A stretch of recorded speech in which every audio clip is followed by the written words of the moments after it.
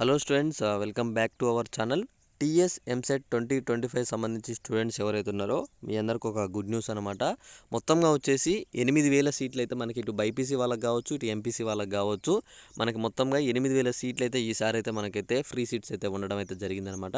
అసలు ఆ సీట్స్ గురించి నేను ఈ వీడియోలో ఫుల్ డీటెయిల్స్ అయితే చెప్పబోతున్నాను. మీకు తప్పకుండా ఈ వీడియో అంటే చాలా యూస్ఫుల్ అవుతుంది. అంతకన్నా ముందు ఇంకా ఇప్పుడు ఎంపీసీ వాళ్ళైనా సరే, ఇంకా బైపీసీ వాళ్ళైనా, ఇంకా ఎవరైనా సరే హాల్ టికెట్ డౌన్లోడ్ చేసుకోకపోతే కింద డిస్క్రిప్షన్లో మన టెలిగ్రామ్ లింక్ పెట్టాను. మీరు డైరెక్ట్గా వెళ్ళి ఆ గ్రూప్లో జాయిన్ అయితే మీకు ఇక్కడ డైరెక్ట్ మీకు చూపిస్తుంది అనమాట. హాల్ టికెట్స్ రిలేటెడ్ సంబంధించి లింక్ ఉంటుంది. మీరు డైరెక్ట్ ఆ లింక్ మీద క్లిక్ చేసి మీ యొక్క రిజిస్ట్రేషన్ నెంబర్, మీది ఏదైతే ఇంటర్ హాల్ టికెట్ నెంబర్ ఉందో ఇంటర్ హాల్ టికెట్ నెంబర్, మీ యొక్క డేట్ ఆఫ్ బర్త్, ఓకేనా, ఈ 3 కొట్టేసి గెట్ హాల్ టికెట్ అని చెప్పేసి మీరు కొట్టినట్టయితే మీకు హాల్ టికెట్ అయితే డౌన్లోడ్ అవుతుంది. మీరు అక్కడ చెక్ చేసుకోండి ఏ డేట్ రోజు మీకు ఎగ్జామ్ పడ్డది, అలానే పైన టైం కూడా ఉంటుంది, టైం కూడా చూసుకోండి. టైము అలానే మీ ఎగ్జామ్ సెంటర్ ఎక్కడ పడ్డది, ఏ కాలేజీలో పడ్డది, ఈ 3 చెక్ చేసుకోండి. తప్పకుండా మీకు ఒకవేళ ఎలా ఎగ్జామ్ రాయాలి, ఏమన్నా అవగాహన కావాలనుకుంటే మాత్రం, ఏమైనా టిప్స్ కావాలనుకుంటే అన్న టిప్స్ చెప్పండి అని చెప్పేసి ఒక కామెంట్ అయితే చేసేయండి అనమాట. అయితే ఇక్కడ మీకు ముందుగా ఈ ఫ్రీ సీట్ సంబంధించి ఎలిజిబిలిటీ ఎవరు, ఈ ఫ్రీ సీట్లు ఎవరెవరికైతే ఇస్తున్నారు, అసలు మొత్తం ఏ క్యాష్ వాళ్ళకైతే ఈ ఫ్రీ సీట్లు అయితే వస్తున్నాయి, వీటన్నిటి గురించి మనం మాట్లాడుకుందాం.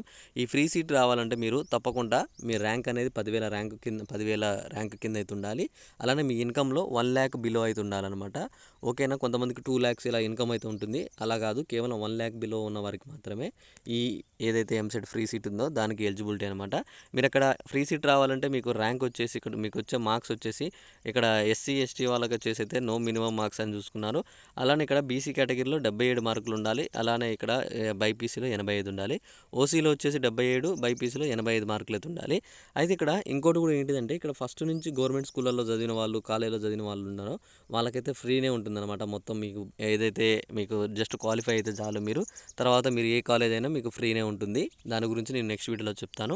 ఒకవేళ మీకు గవర్నమెంట్ కాలేజ్ రావాలనుకుంటే జేఎన్టీహెచ్ కానీ, ఉస్మానియా యూనివర్సిటీ కానీ వాటిల్లో రావాలనుకుంటే ఇక్కడ మార్క్స్ రేంజ్ అనేది 70 నుంచి 75 ఎస్సీ ఎస్టీ వాళ్ళకు ఉండాలి. బీసీ ఆల్ కేటగిరీలో 78 నుంచి 83 ఉండాలి. ఓసీ వాళ్ళకి 85 నుంచి 90 అయితే ఉండడం అనేది జరుగుతుందన్నమాట. అలానే ప్రైవేట్ కాలేజీలో ఇక్కడ చూసుకుంటే 55 ఎస్సీ వాళ్ళకి, బీసీ వాళ్ళకి 64, ఓసీ వాళ్ళకి 72, ఇలా ఈ ర్యాంక్ రేంజ్ అవుతుందన్నమాట. ఇంకా ఫుల్ డీటెయిల్స్ అయితే నేను ఇంకో పెద్ద వీడియో చేశాను, ఇప్పటివరకు చూడకపోతే త్వరగా వెళ్ళైతే ఆ వీడియోని చూడండి. ఓకే.